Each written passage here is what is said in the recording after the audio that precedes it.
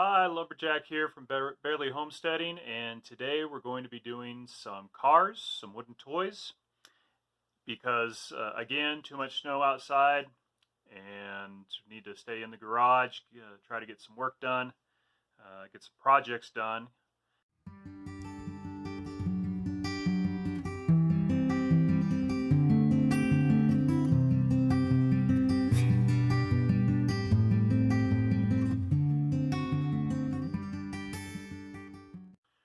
Hello, Lumberjack here from Barely Homesteading, and as I mentioned, today we're going to be making some wooden cars that we can give away as gifts to the kids, or that we can take to a craft fair or an elf shop and sell there.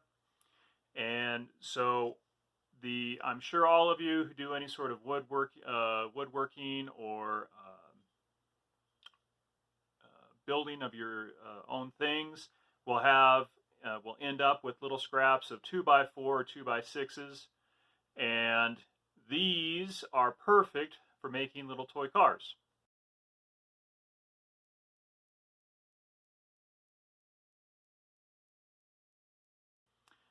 I've got some templates that I've cut out, and so we're going to start by tracing the templates on some scrap 2x that we have.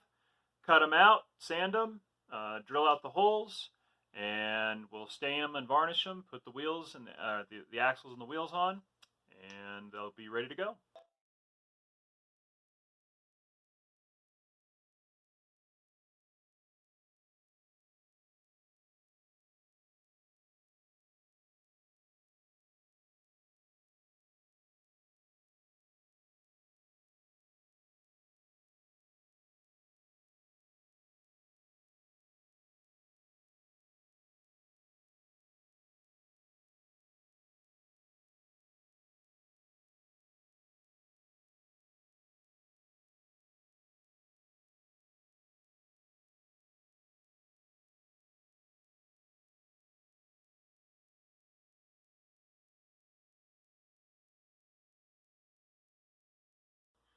Now that we got the patterns traced onto the wood, we're going to go over to the bandsaw and do a rough cutout of all the cars.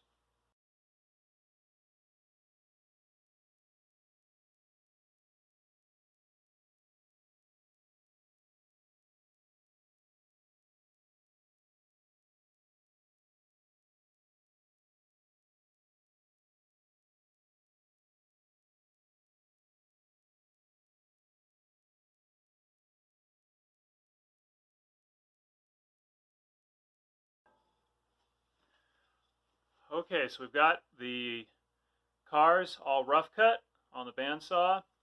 Next, we're going to drill the holes for all of the windows and all of the axles, and after that we will sand. We're here at the drill press, and we're going to start by drilling the holes for the axles for the cars. I've rigged up a stop on the drill press so I can make sure that all of the axles are the exact same height from the bottom of the cars.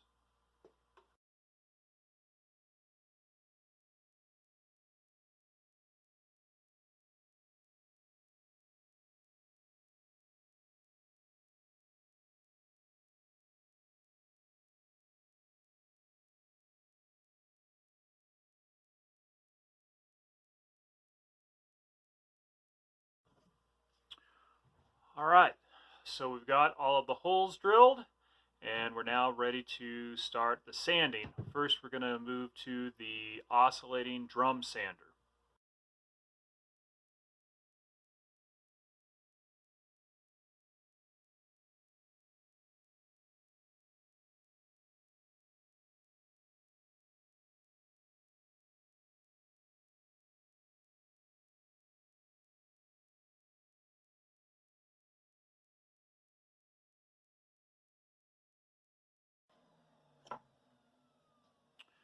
All right, so the cars are starting to take shape.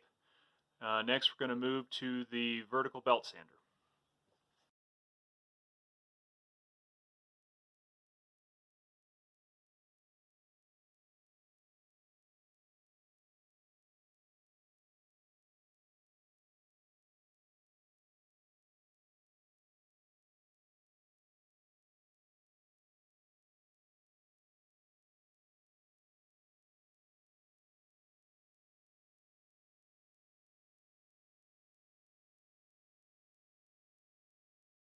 All right, we're now ready to route the cars. I have already gone through and sanded out the windows to open them up a little bit because the windows are 1/2 inch diameter and the radius on my bit is a 1/2 inch diameter.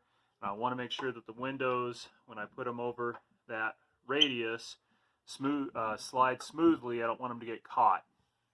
I've got a 1/8 inch roundover bit in my router, and so we're going to route all of the windows and the edges of some of the cars, and then we'll do a sand and a stain.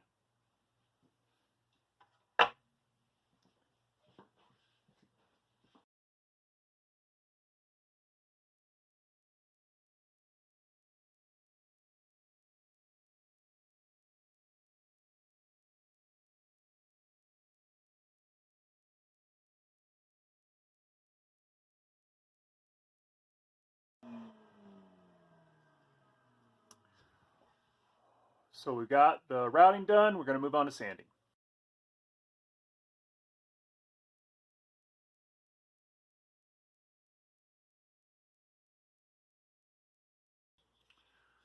All right.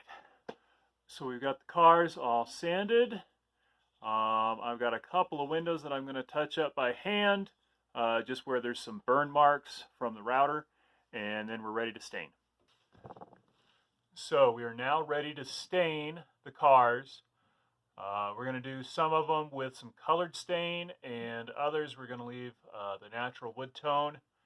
I think the kids will probably enjoy the colors more, but I think personally I like the wood tone, the natural wood tone better. So we're going to do some of both, and we'll let them dry, and then we will polyurethane them. And once they are polyurethaned, then we'll put the wheels on and they'll be done.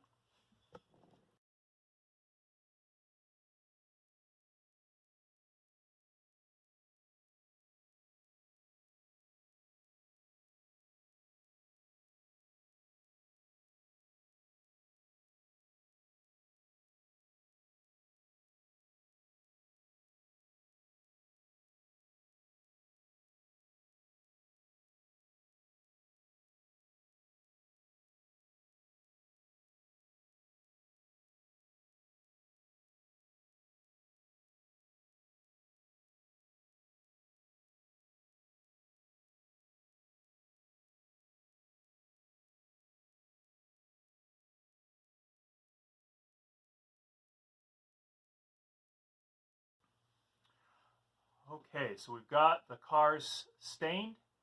Now on these colored cars, when I really want the color on these kids' toys to really pop, I'll use a water-based colored stain and put it on fairly thick, and I will commit the cardinal sin of stain and not wipe it down.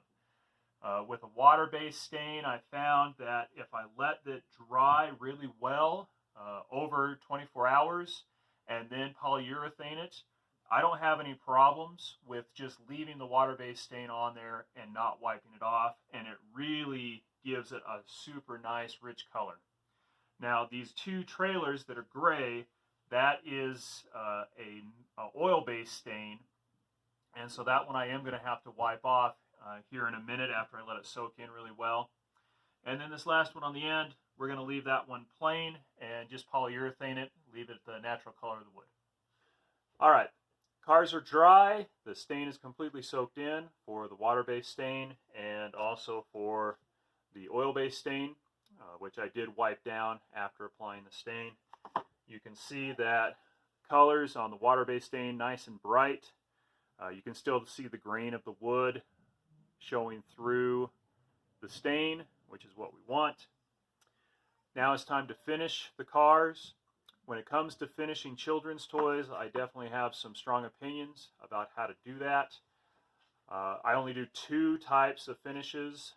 The first is polyurethane, typically a water-based polyurethane. And the reason I go with the polyurethane is because it's very durable, and that's what we're going to do on these cars. We don't want the finish to get chipped off as the cars are being played with or dropped, etc. If it goes in a mouth, we don't want it to be toxic. And so the water-based polyurethane is extremely durable.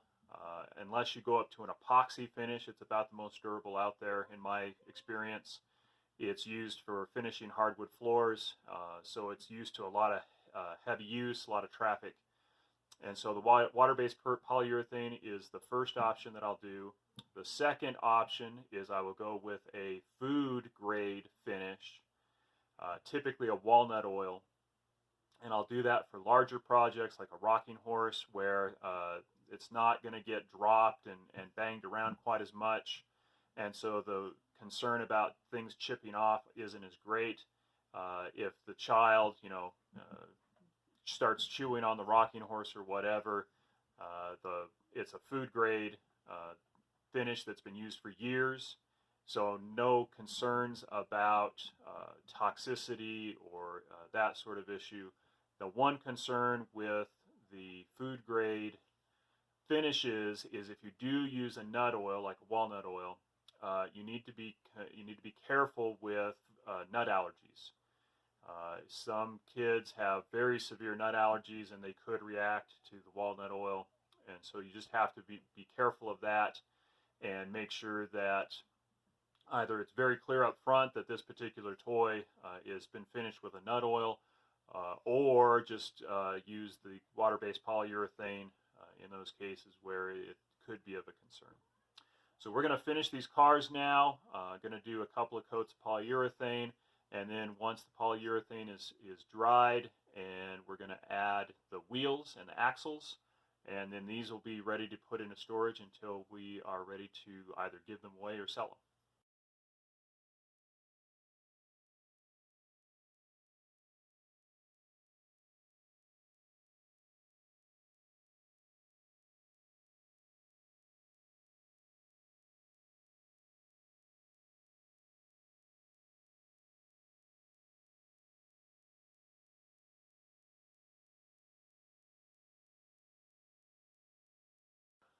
All right, so all the cars got the first coat of polyurethane. When finishing the wheels for the cars, I find it easiest to take the axle, put it through the wheels, and then you can hold on to the back of the axle where you don't need any finish because it's going to get glued into the car. Gives you something to hold on to. Much easier to apply the finish coat in this way. So the cars are all finished. Wheels and axles are all finished. I'm going to glue them on now, and then this batch of cars will be done. When gluing the wheels on, I have found that it's much better to take the glue and put it into the holes in the cars and then drive the axle down through the glue. That keeps the glue from building up behind the wheel and preventing the wheel from turning once it dries.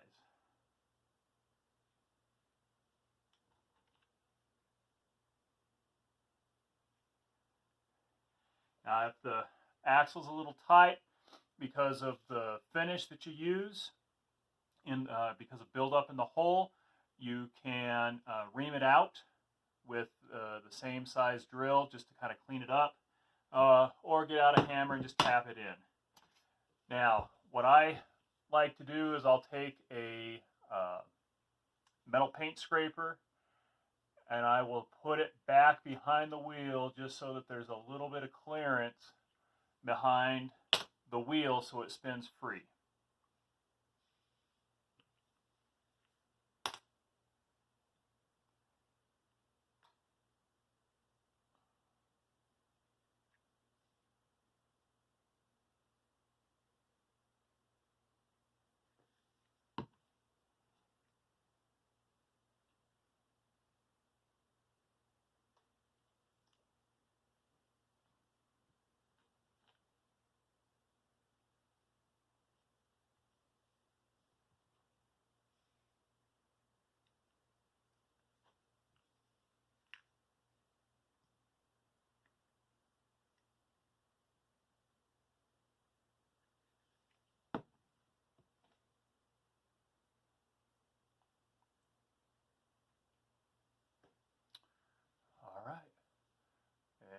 we go.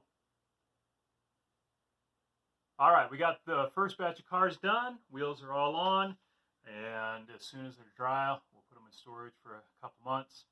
So this project is actually pretty simple. These cars, once you have the pattern, is easy to cut out if you've got a bandsaw or a jigsaw, scroll saw. You could do it by hand with a hand scroll saw, but it'd be a lot of work. And then the sanding, it's a lot easier with the oscillating drum sander. If you don't have an oscillating drum sander, you can actually pick up a kit of drum sander attachments for a drill press. And before I got my oscillating drum sander, that's what I used. Then the wheels and the axles can be picked up pretty much at any hobby store. You can even find them on Amazon if you want to buy them in bulk. And this project, every time I've made them for either Christmas presents or to give away, I've even done them for auctions. They've always been highly sought after and enjoyed a lot by the kids who get them. So it's a good project, and like I said, other than the wheels and the axles, it's all scrap material that you are probably going to throw away anyway. So rather than throwing it away, make something useful out of it. And this is Lumberjack for Barely Homesteading. Remember to use it up, wear it out, make it do, or do without.